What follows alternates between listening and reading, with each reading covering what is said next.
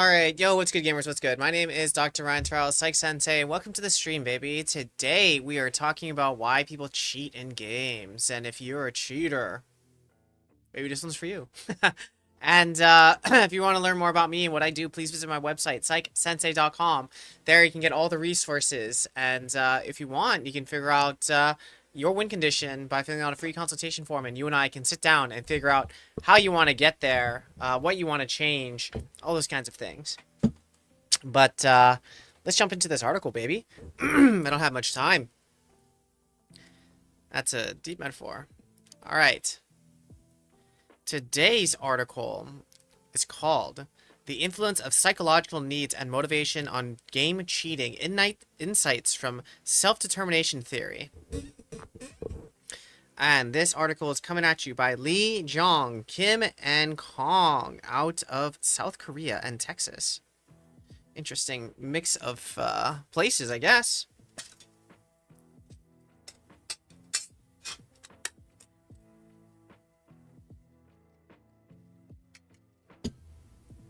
All right. Introduction. Let's make this smaller, I guess.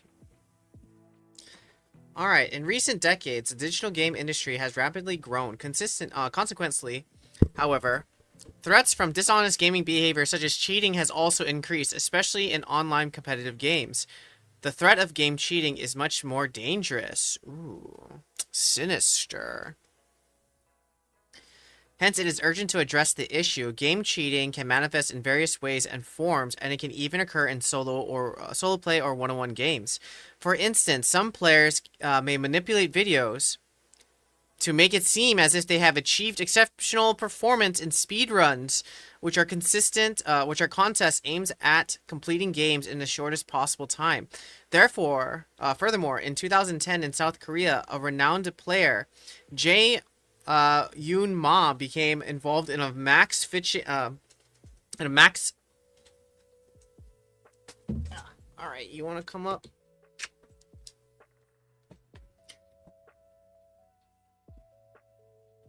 All right. In match fixing during StarCraft 1 1v1 tournament, resulting in the forfeit of several titles and legal penalties. However, cheating in gaming tends to be particularly pronounced in team-based online competitive games. For instance, many popular online games like Overwatch, League of Legends, and Dota 2 adopt genres that focus on interpersonal competition, such as first-person shooters and online battle arenas. These online competitive games have systems that provide various rewards, such as badges or emblems representing status and rare special items to winners to encourage tournament participation. However, fancy butt. Where are they? However, the winner-takes-all rewards system might feel unfair to some users who lack skills, and some may engage in dishonest gaming behavior to obtain their desired rewards. Whoa, if that's not flame, I don't know what is, bro. The winner-takes-all reward system might feel unfair to some users who lack skills. Brutal. And some may engage in dishonest gaming behaviors to obtain their desired rewards.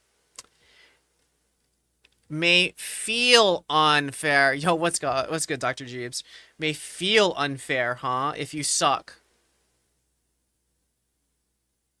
I'm gonna write that here. I guess it's feel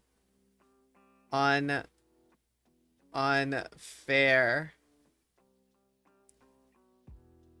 if lack skills. Whew. That's a brutal start. It's a wild paper. I know from the beginning we are just catching strays just off the clip, bro. Wild. I mean, that makes sense, though. I mean, that's kind of like magic, right? Like, oh, people think it's magic because I don't know how the trick works, but as soon as I understand magic, it's not magic anymore. Just like, oh, this may feel unfair if you suck, but you don't, it's not unfair. You just suck. Hard truth. Hard truth. Man, that's a brutal one. I think I'll tweet that later. Additionally, in team-based competitive games, there's a higher likelihood that newcomers may receive negative evaluation from skilled teammates or face taunting from winners when their team loses. That's fair. I mean, I think that's part of the learning curve, to be honest, when you start playing your game. The learning curve is can you survive the people yelling at you and telling you that you're bad.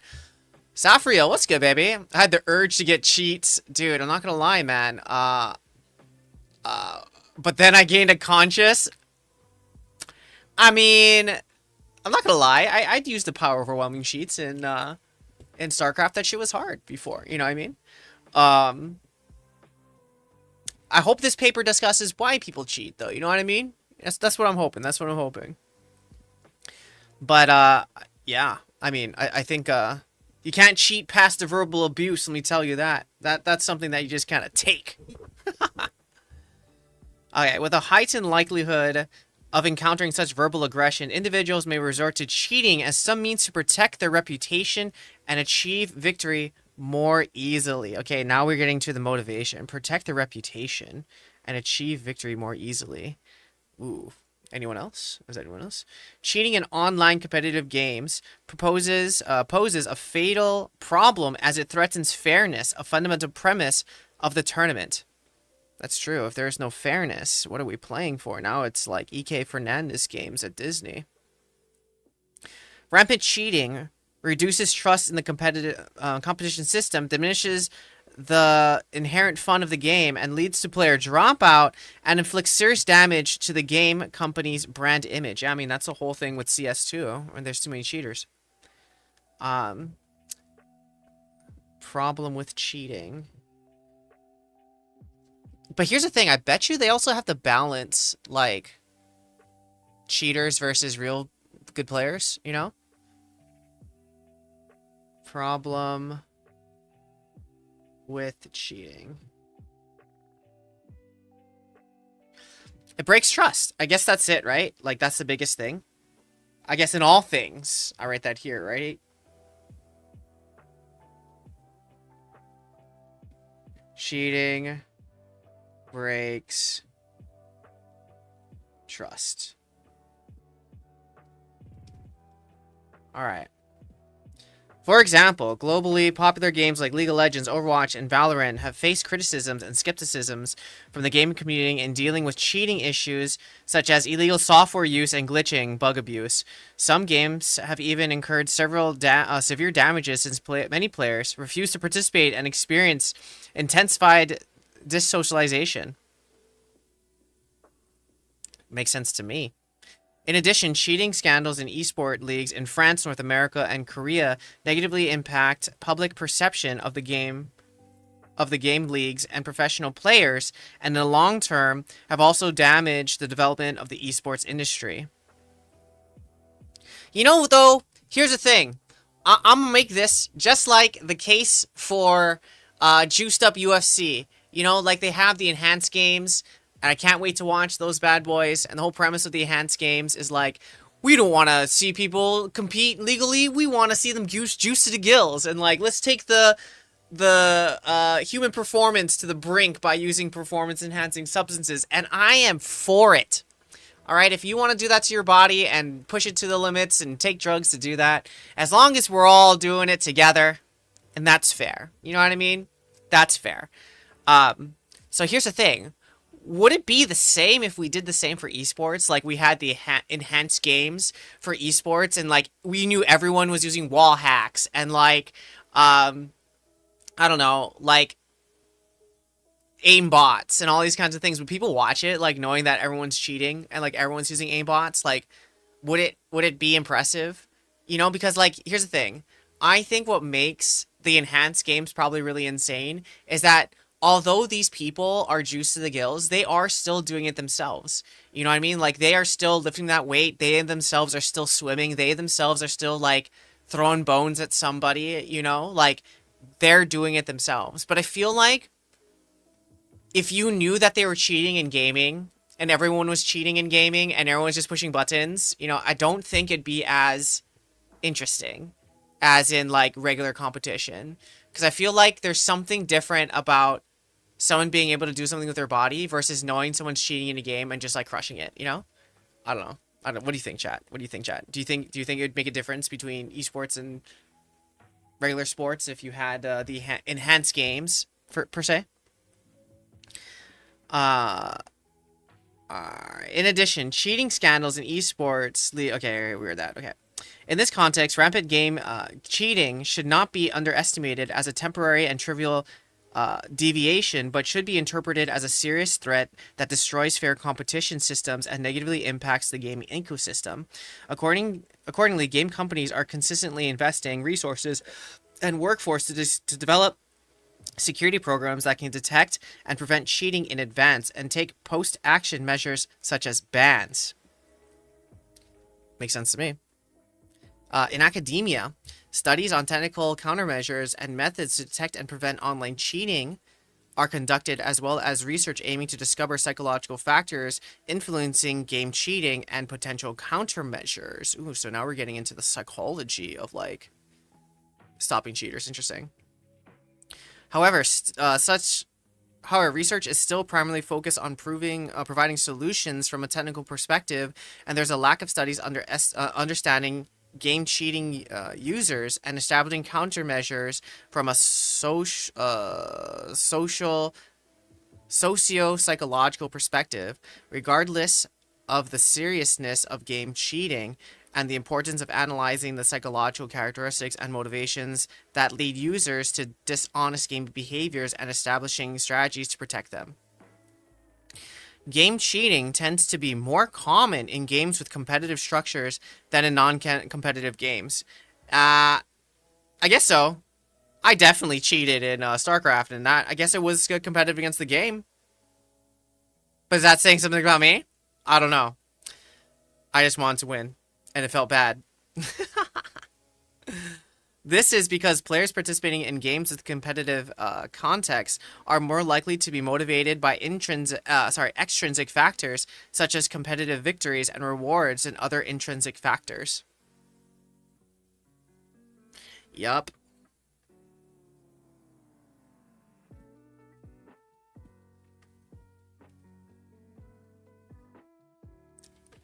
So, I mean, even inherently off that clip, right? Like, what I'm thinking about is like, off the bat, if your journey is more externally motivated, so you want the reward, you want the rank, like you want the points, you want something from the game, now you're more likely to cheat versus if you're going to improve your skills, if you're going to try to get better, if there's like a tangible thing that you are trying to work for internally, you're less likely to cheat. Because in that way, I guess what they were telling you in gym class is true. You don't cheat. You only cheat yourself if you don't go all the way down. Run these laps. You know what I mean? So, interesting. Interesting. That makes sense, though. I just never thought of it that way. External. How am I going to write this? External rewards. Alright, so this is just another example of how it's good if you are internally motivated to do things versus externally. Social pressures and context emphasizing competitive victories can weaken a player's psychological resistance to cheating. Did you know that? That's fascinating. I'm going to read that again. All right. Social pressures and context emphasizing competitive victories can weaken a player's psychological resistance to cheating. It makes it more sexy. Obvious if you have social pressures and context emphasizing the victory. Interesting. For instance, rare rewards, identifiable items that can flaunt victories, and the distorted community atmosphere and the feedback that solely prioritize victory can act as a catalyst, fostering a player's misguided desires for victory. Ooh, so we're getting to the drug part. So see, my friends? See, my friends? It is not the cheating itself, but what the cheating does for you that makes it more tempting to do. So you want so don't get me wrong, you want the attention of the win and being awesome, but you probably also like the secondary gains that comes with it, the attention, the accolades that people are like, oh my god, you're so amazing, what people think of you. Like that seems like a more motivating factor. The feeling special per se makes it a little more tempting than the victory itself. You know what I mean? Interesting. Therefore, understanding the psychological desire and motivations that lead players to cheat in a competitive environment is vital. Yes. Now, I think they would also probably say that even though we understand the motivation of why someone's cheating, it doesn't make the cheating behavior good, you know? But we know why. We know why and know what makes people a little bit more motivated to cheat. But cheating's still bad. Even though we understand it, I guess that goes without being said, you know what I mean? Alright, therefore, another important fact to consider is that team-based online competitive games can cater to various individual desires, such as voluntary participation, demonstrating competence, and establishing smooth relationship with teammates. Okay, so now we're getting into the motivation of playing, or some motivations of playing. Moreover, individual gaming behaviors can vary significantly depending on these personal motivations. In other words, some players may seek pure enjoyment from the game, others may engage in it with the expectations of attaining rewards and honor. In this regard, self-determination theory provides a useful framework for explaining the influence of fulfilling the needs and various types of motivation on an individual's task performance behavior. In other words, examining players' diverse fundamental psychological needs and motivational levels through the framework of self-determination theory can be beneficial in comprehending misconduct in online gaming. What is self-determination theory, you might ask? Well, I got you. It's a macro theory of human motivation that addresses issues such as personal character development, self-regulation, and the goals and behaviors for life or specific activities. So basically, it is what motivates you is the theory. I guess. What motivates you in different contexts? I guess.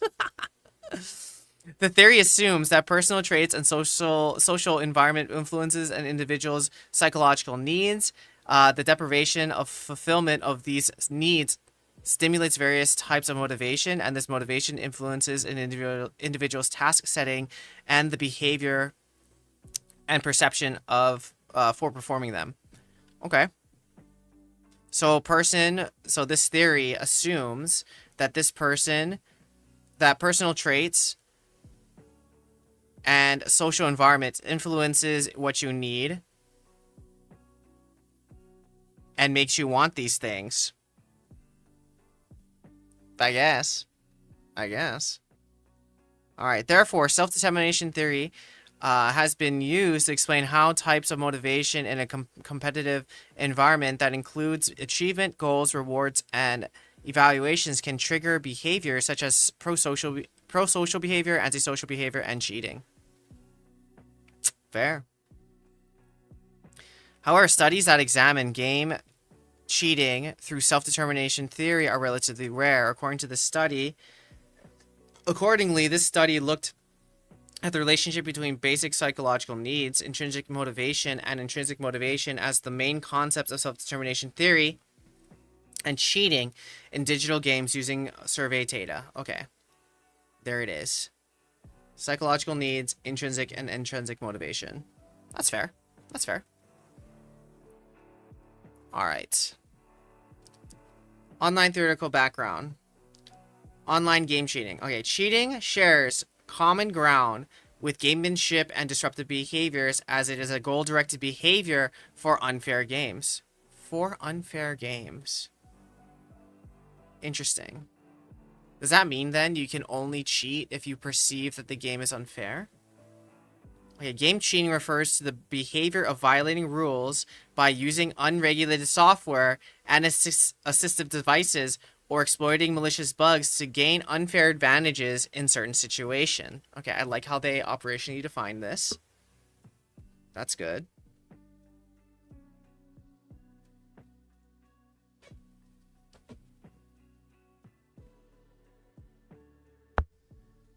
Online game cheating has been rampant since the invention of video games, and it is severity and threat are growing daily as the anonymity of games is strengthened by the development of internet technology.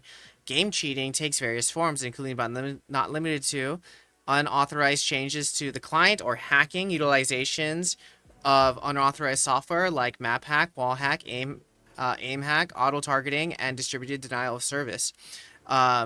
Exploiting others' misplaced trust, glitching, and ego boosting. Whoa. Okay. Wow. Okay. This is, I guess, types of cheats.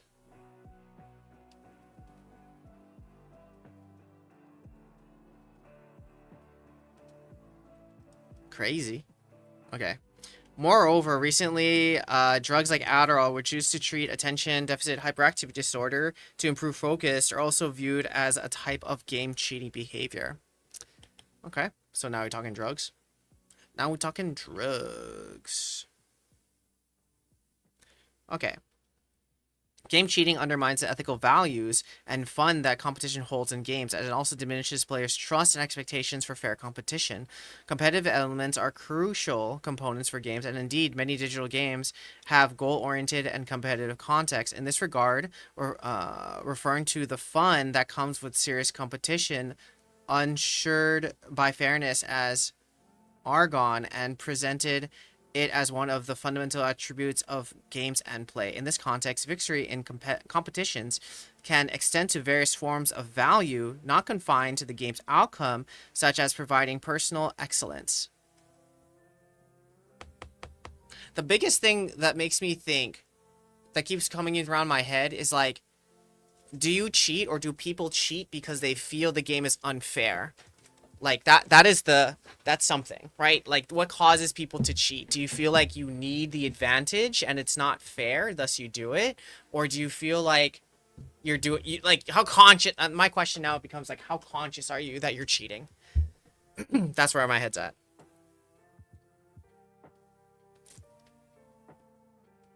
Okay. For example, competition in games can hold greater meaning and value in testing personal limitations, like mastering avatar control or deploying high-level strategies, and demonstrating and learning moral capabilities. Also, the competition itself can be an interesting element that invokes intrinsic motivation. However, game cheating pushes aside the ethical significance and intrinsic value of game competition in acquiring external values, such as rewards and honor. This is because game cheating allows only specific players to monetize potential benefits from competitive victories unfairly. Okay. In particular, game cheating can be more detrimental in team-based online competitive games. Cheating in solo play-based esports is primarily associated with issues of record-keeping, tournament trustworthiness, and rewards. However, cheating in team-based online competitive games can also impact not only fairness and rewards, but also disrupt the enjoyment and positive emotions of those participating in the game, as well as undermining gaming community norms. For instance, if there is even one cheater, most regular players matched in the game must give up the game or endure psychological discomfort while continuing an unfair game. That's true. It does jack up more people in team games. Okay. In this process, the motivation and tension of other players who want to feel the inherent fun of the game, competition, or prove their excellence through a fair victory, and inevitably exclude the fair competition opportunities that should have been given to the players, are robbed by external forces. Considering that Argon occurs based on fair competition and prevalence of game cheating that threatens the fairness of competitive structure, can be said to be fatal to the fun of the game and its normal operation. If such a situation continues, game players may distrust the institutions or publishers responsible for ensuring fair competition, or they may demand aggressive countermeasures that could lead to desocialization, where they leave the game community where cheating is rampant. Okay.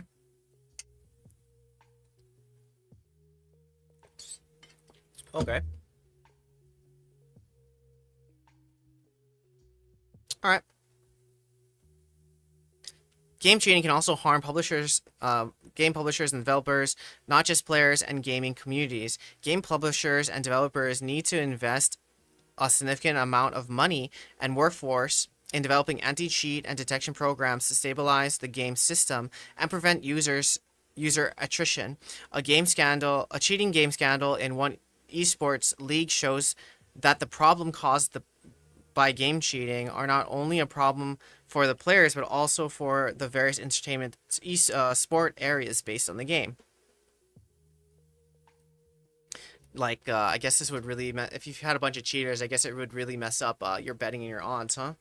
Unfair, however, despite these risks, young gamers are less likely to identify unfair practices in online virtual environments as ethical problems, and there is even a risk of accepting them as behavioral norms in situations where unfair practices are uncontrolled.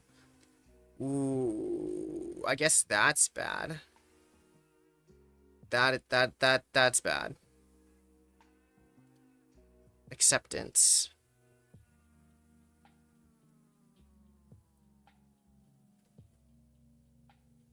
But here's the thing, though. I mean, the shit thing is that, like, to actually play your game and actually become one of the best in your game, you have to accept that there are cheaters in your game. I think just that mindset shift is kind of shit already, right? Like, if what we're talking about is like, oh, you have to, like, accept that there's cheaters. Because if you don't accept that there's cheaters, and you think that every game that you play is fair, then that kills your mental. Versus assuming what this article says is that there's cheaters in your game and they cheat for whatever reason, right? Like, you just have to kind of push on, because I think, yes, what this is saying is that cheating is bad in your game. At the same time, what this is also saying is that, like, the shit thing is that younger players accept it because they have to. Like, you just have to accept that there's cheaters. You have to accept that people, like, grief your games. You have to accept that there's people boosting your games. Like, you have to accept that there's smurfs, because if you don't accept that piece, then it's not inherently fair, and then you get distracted by the fairness of the game versus controlling what you can control, you know? And I think the shit thing is that that in itself also extends to real life, where, like, I wish the game wasn't stacked against you. I wish there wasn't things that, like, were unfair that were built into the system, but at the same time, like, you have to accept that like, those things are the way they are. And, like, if you can spend some time trying to change the system, of course. At the same time, like, if you tried to fight the system all day, I think that's where you get burnt out. So you have to look for parts of your life or parts of things that you can control that are stupid, that are within the stupid game. But if you don't accept those stupidness and of the game, I guess you get more tilted and more frustrated and don't like where you are. Versus, okay, what pieces of control do I have, and how can I push forth my points of influence, you know? Versus focusing on all the things that I don't have control over is the angle, I think. But yeah, it would be awesome if, like, cheaters weren't a part of it, but at the same time, since cheaters are a part of the game, how are you going to manage yourself through it?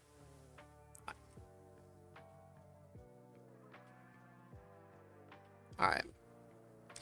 Some cheating methods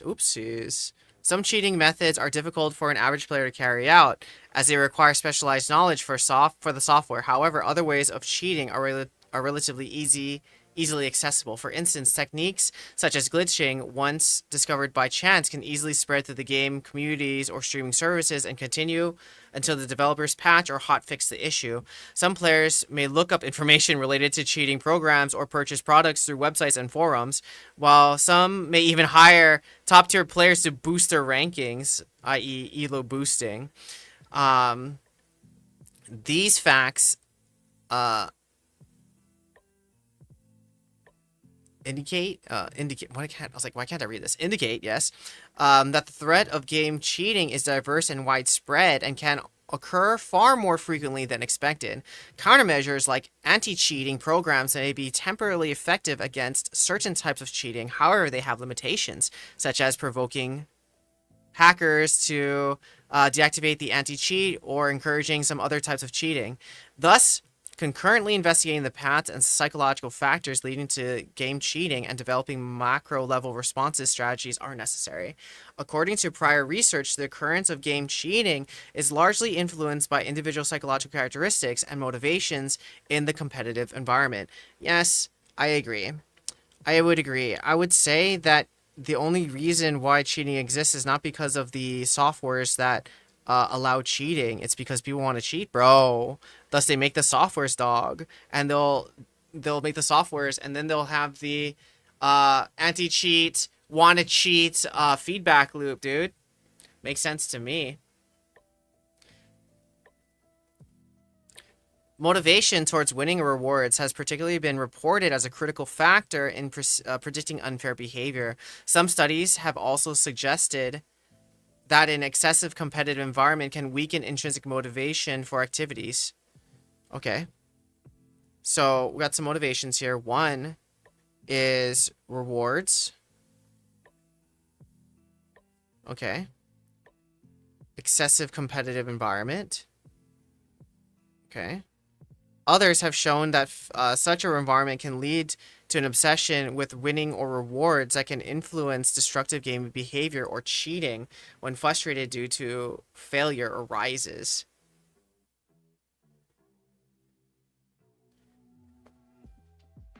Environment, obsession with winning or rewards. Interesting.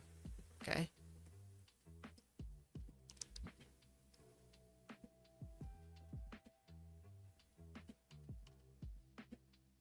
All right. Self-determination theory. Okay, self-determination theory and basic psychological needs.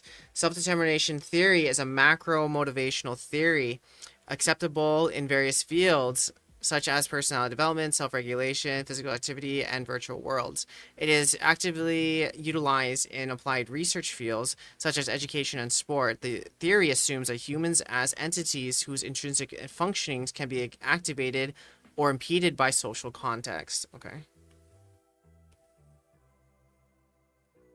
Got you.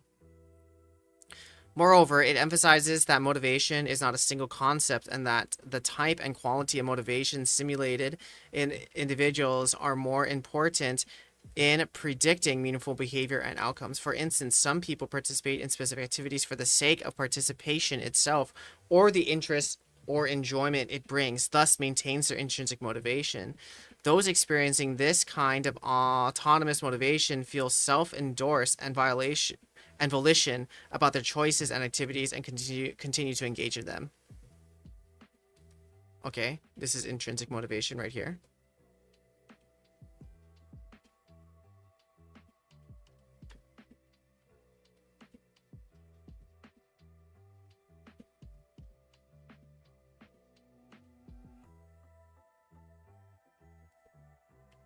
Okay.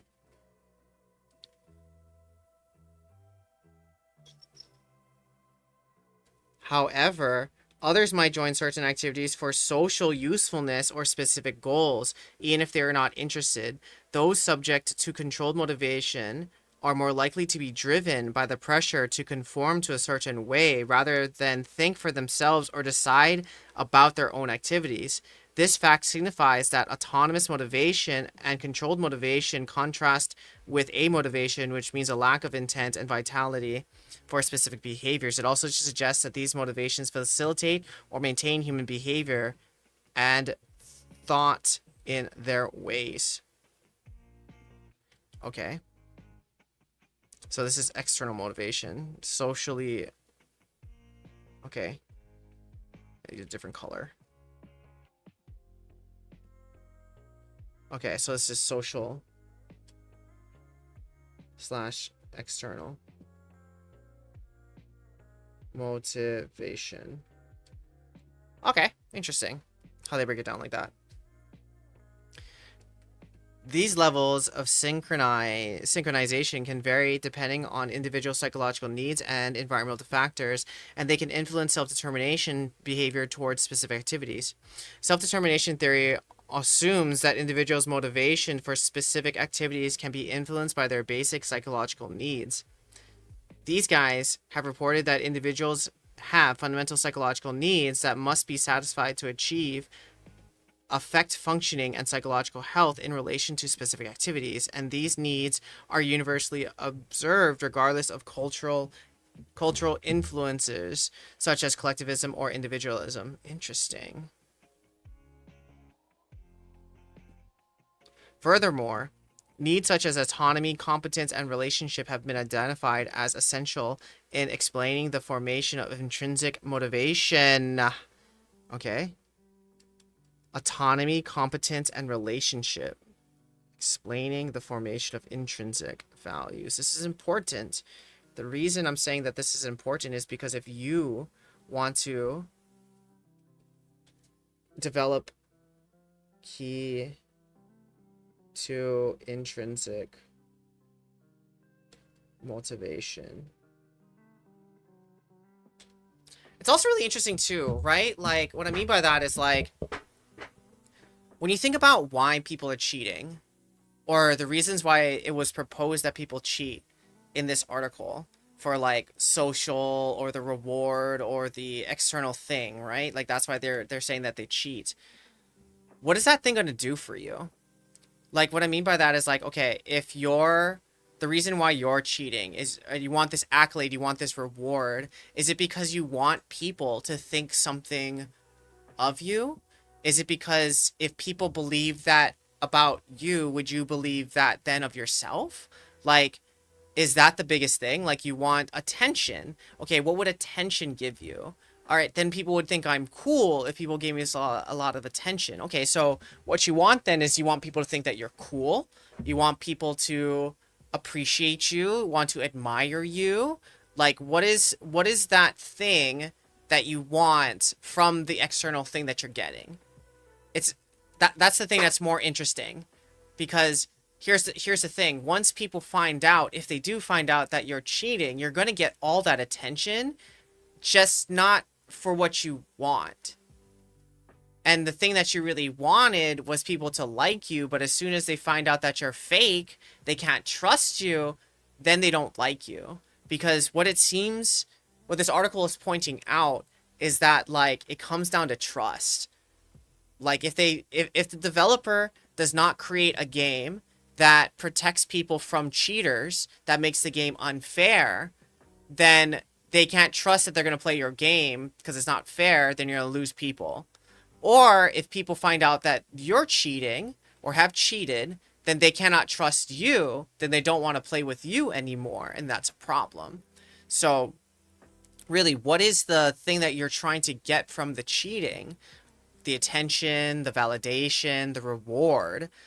And I'm wondering, okay, well, a couple things I'm wondering. The first thing is, like, if you do get that reward from cheating, does it make the reward or placement or rank or whatever valuable to you?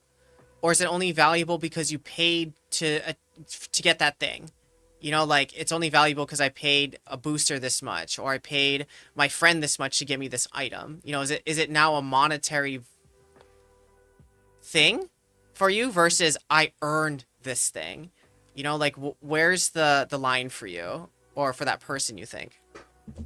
Just things I'm thinking about.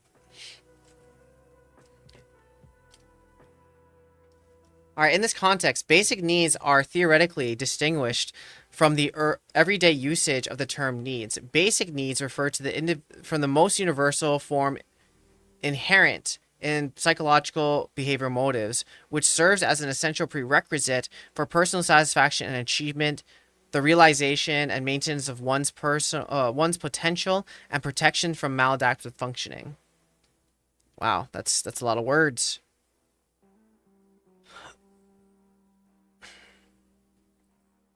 Okay. So now they're going to define autonomy. Autonomy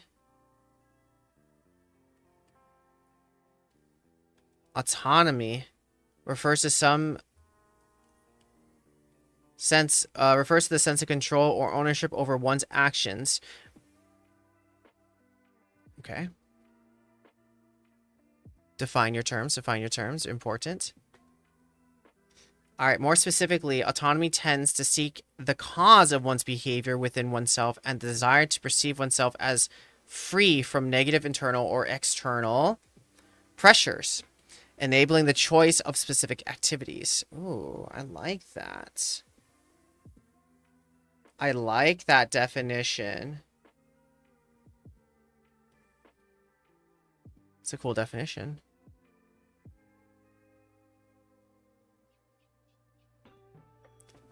All right, previous research suggests that autonomy is one of the most prominent needs among various motivations, and autonomous internalization of a specific activity significantly affects the formation of intrinsic motivation.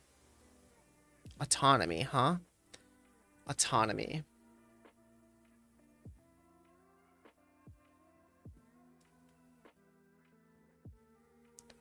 Okay. Okay. That makes sense. All right, let's think about that for a little bit. I mean, if people want autonomy, that's true, because people do want control. And autonomy essentially is freedom to pick what they want, which makes sense. Because if you don't have autonomy that you can't pick what you want, then you're upset because you don't have control, which makes sense. Okay. But if that's true, that makes me upset, because how many times do we give our autonomy away? And if that's the key to intrinsic motivation, what are we then motivated by? If we give our autonomy away, then we give our intrinsic motivation away, then we're more motivated by extrinsic stuff, which then is what determined by who? By other people or other things. And then if we let those other things, I guess that makes sense. Is that then I'm wondering from that thought, are they saying then if you use more externally motivated things, then do you have less autonomy? I guess from that perspective you would have less autonomy, because the external thing is now the target versus you being the target of your own happiness or wants. Because if you're externally motivated, then you're saying, when I achieve the thing outside of me, then I will feel good, versus I feel good because I'm doing the thing that I want. And the thing that I got is a factor of the process internally that I created, versus I got the thing that I wanted, now what? I never thought of it from that perspective, but that does make sense. And that would make sense a lot of the time, because if you're chasing after the Joneses, or if you're chasing after the external things, then you probably would have less control, because the only reason why you're keeping up with them is because you want to show them that you have enough resources or stuff, not because you technically want it, but you want the ability for someone to think something else of you, but that's an external reward that you don't have any control of. Oh, shit. From that perspective, then, we are slaves to our external motivational factors. Because then that leads to us chasing things externally. I mean, what this is reminding me of, honestly, is like, you know, when at least when I was a kid, and then I saw this later on when my cousins were kids, like, you know how kids really want toys?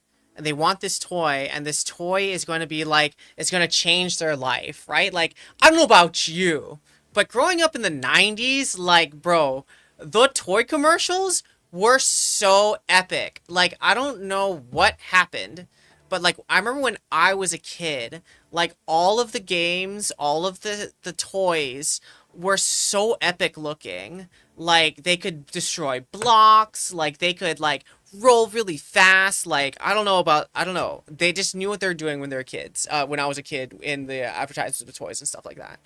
But the reason I bring this up is because I remember distinctly, like, I really wanted this game called Crossfire, okay? And I'm really sad that I never got the game Crossfire, but really what it was, I don't even know what the game was. All I knew is that, like, you would get, if I had this game, I knew I'd get transported to, like a hellscape apocalypse playing Crossfire, shooting little ball bearings at people. But I remember that I really wanted this game that I never got. But I remember thinking, oh my God, I had this game, it'd be so cool, everything would change. You know, or I get this new toy, and I remember like the toy would be so cool for like a week, 2 weeks, maybe a month, and then it was on to the next toy. You know, for some reason, that's kind of how it was. I never had like a favorite toy. Like I wanted toys, I'd play with them. Not that I wouldn't appreciate it because I did, but then I always want another toy.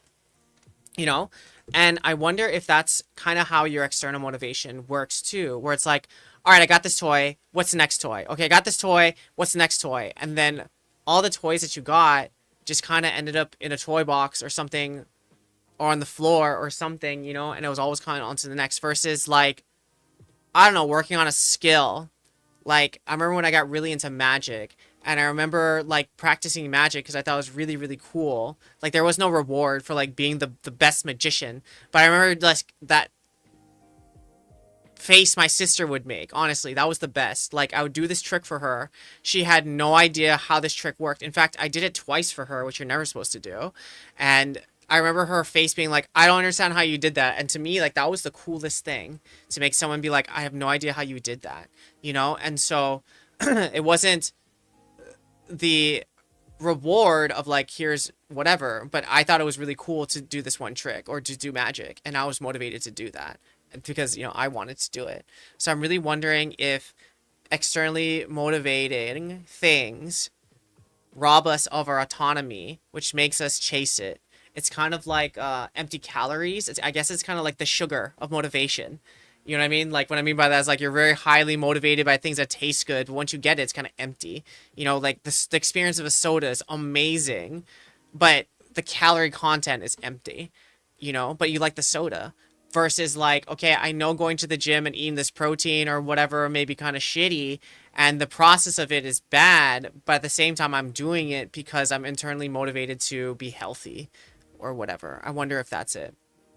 Or I wonder if like, if that would be the same if like people take Ozempic and they just like take Ozempic, they lose a bunch of weight really quickly, but because they haven't developed the behavioral scaffolding or behaviors or processes to kind of maintain this healthy lifestyle without Ozempic, I wonder if when they reach that goal, if it feels as good, if they know that, for example, they diet, exercise, they talk to a nutritionist, or sorry, they talk to a dietitian, you know, they went to the doctor to do all this stuff. I wonder if it's different. I'm not saying that if you're taking Ozempic, you're cheating, and if you have like a diagnostic, like a health condition, it's not what I'm saying. But I am saying, like, if you're one of those people who are cheating, for say, quote unquote, like, you know, you could do the diet and exercise, but you don't want to, so you just take the Ozempic, for example. You know what I mean? That's my thoughts are. Just some thoughts. Just some thoughts. That is an interesting line, though, if you think about it, right?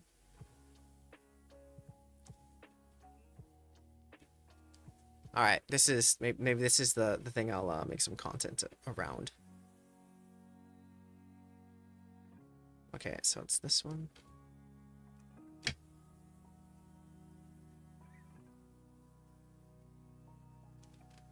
Okay, and then this one. Okay. All right.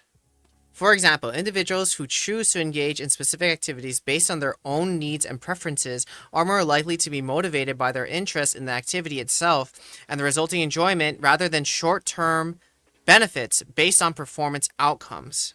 Highlight, highlight, highlight.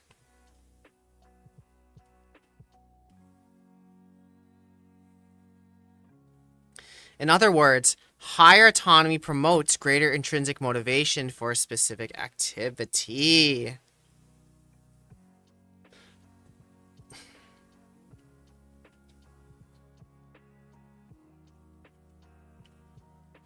Interesting, interesting.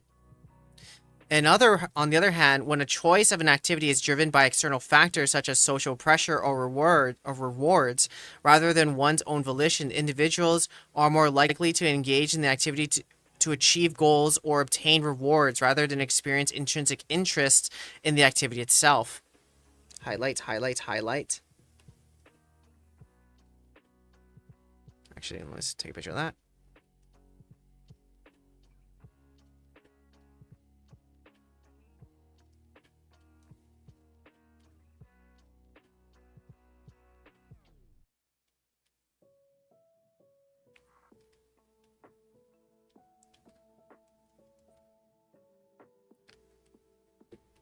All right. On the contrary, individuals with lower autonomy are more likely to be influenced by goal attainment or reward achievement rather than being motivated by the inherent enjoyment and engagement of the activity. Thus, a high level of autonomy can activate intrinsic motivation by directing attention to values such as interest or entertainment derived from the external activity itself.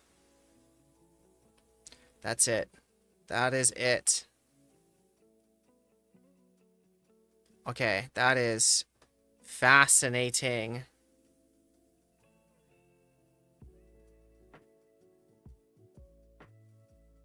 Okay. There you go. That is the takeaway right there. That is it right there. Okay, I gotta write that down for me for later. I'm gonna make a TikTok. What the fuck? That is so interesting. Okay, so the line is autonomy equals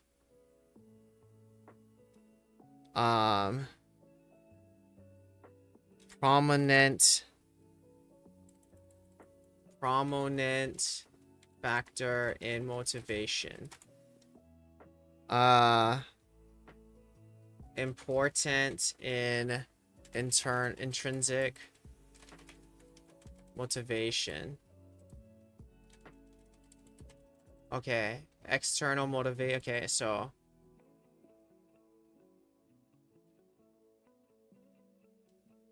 okay. Autonomy. Actually, autonomy is something else. Autonomy with control, right? Autonomy equals sense. Oh, that's killer. Sense of control or ownership over one's action. And I understand, like, you need both intrinsic and extrinsic motivational factors to push you forward. That's true. But if the direct line is autonomy equals control and ownership, and it's the primary factor for internal motivation, then wouldn't it be more important to focus on those motivating factors for you, your sense of control in what you're doing versus the external factors that you're trying to chase? And if you're trying to chase then those external factors, what are you chasing? Not the thing or the achievement, but the thing that comes with the achievement. The attention, the glory, all those other things. Okay, fine. Does that still feel the same if you cheated or achieved it, you know, versus you doing it because you want to, you really enjoy it, you like the process? That's the thing. Because here's the thing. The unlucky thing is, if that's true, you're always going to be chasing that external thing that's always moving. That's like when people are saying, like, oh, just try to be happy, try to be happy, try to be happy. If you're just chasing happy, happy is an emotion. It's going to be a moving target. That's why you're unhappy, because the thing that you're chasing comes from yourself, not the external thing that you get.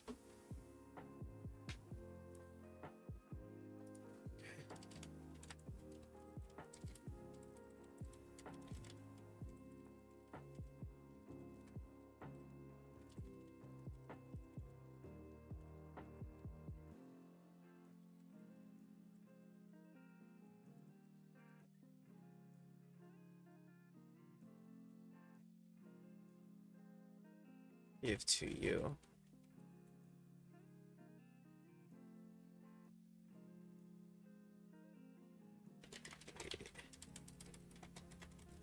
Unhappy or chasing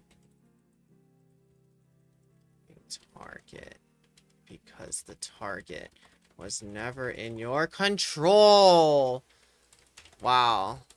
That, see, it's interesting. Like, inherently, I'm sure you knew that, or I'm sure inherently I knew that, but to like think of it from a different perspective and put it in different words is kind of interesting, you know? All right. All right, we're gonna read a little bit more, then we gotta heli on down and get ready for our next appointment. But this is fantastic. And this is not even the study. This is just introduction, which is honestly my favorite part of most of these articles, is the intro. But hey, that's just me. I'm a nerd like that. All right.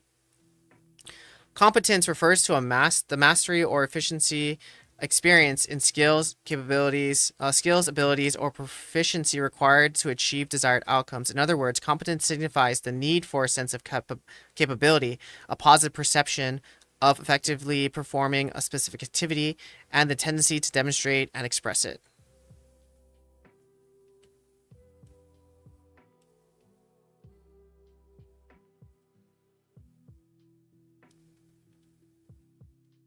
Okay. All right. Positive self-perception or of competence promotes intrinsic motivation by encouraging engagement in challenging activities, utilizing skills, and sustaining participation in activities. Concerning this, the cognitive evaluation theory, CET, a subtheory of self-determination theory, suggests that the development of intrinsic and extrinsic motivations occur progressively through an individual's perception and evaluation of their competence. According to CET, not to be confused with CTE, competence can be enhanced or dismissed through feedback process related to activities, process, or outcomes, and this process can also influence the formation and absence of intrinsic motivation. For example, exceptional performance can positively influence an individual's sense of competence and strengthening intrinsic motivation. However, on the other hand, individuals who experience negative outcomes may devalue the worth of their effort as they perceive it to be unimportant or attribute it to solely external factors. Makes sense? The old reward system here. Makes sense.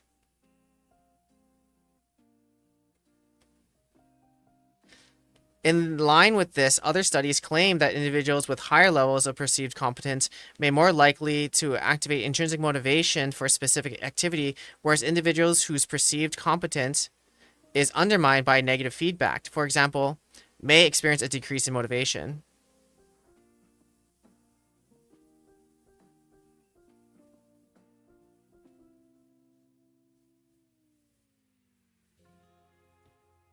Interesting. Okay.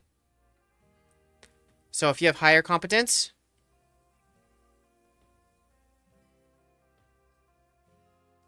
more intrinsic value, whereas perceived competence is undermined by negative feedback, may lose motivation.